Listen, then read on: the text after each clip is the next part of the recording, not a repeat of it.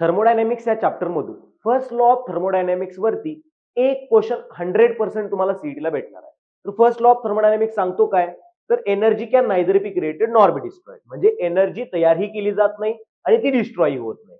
त्याचा आपल्याला मॅथमॅटिकल जे इक्वेशन आहे ते जास्त इम्पॉर्टंट आहे क्वेश्चन सॉल्व्ह करण्यासाठी.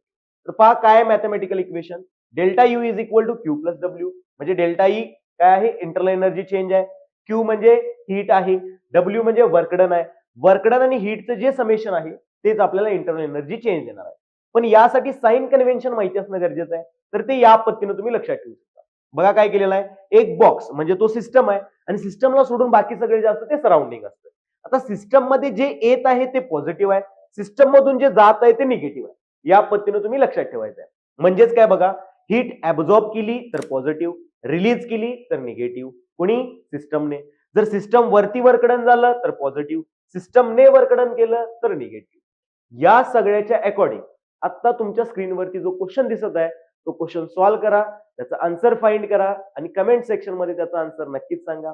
आणि अशाच व्हिडिओसाठी आम्हाला इंस्टाग्राम वरती फॉलो करा आणि या चॅनलला सबस्क्राईब करा.